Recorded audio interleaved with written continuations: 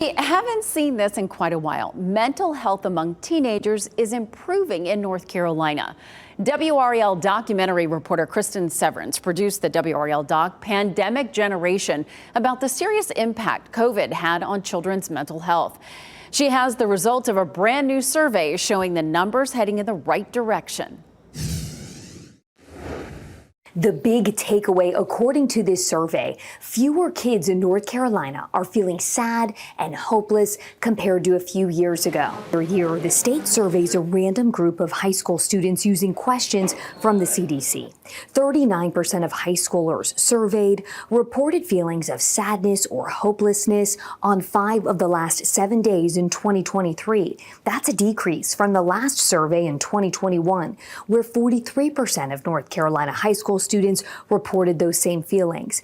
There was a similar decrease for North Carolina middle school students. 32% felt sad or hopeless last year, compared to 35% in 2021. Experts say these numbers are finally going in the right direction after 10 years of declining mental health in young people and a pandemic which brought about some of the worst levels ever recorded in kids. We explored this issue in depth in our Pandemic Generation documentary in early 2022. Here's a short clip from our documentary. Yeah, I am actually diagnosed with anxiety and depression, and I have to take medication for it. And I think that I started with my medication when COVID hit, because it was pretty manageable until the point when COVID hit, and that's when everything kind of just went downhill from there.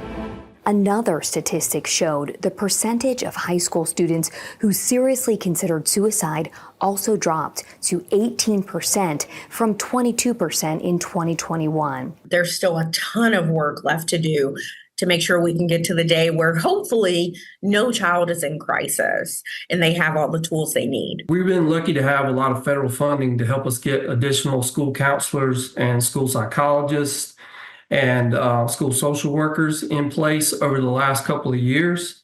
And with that additional personnel on hand to help with kids and their mental health, we have to believe that these things add up and we finally see this positive turn. And more physical activity. 42% of high school students said they were physically active for at least 60 minutes on 5 or more days, an increase from 34% in 2021. You can watch our entire Pandemic Generation documentary and all of our WRAL documentaries right now on WRALdoc.com.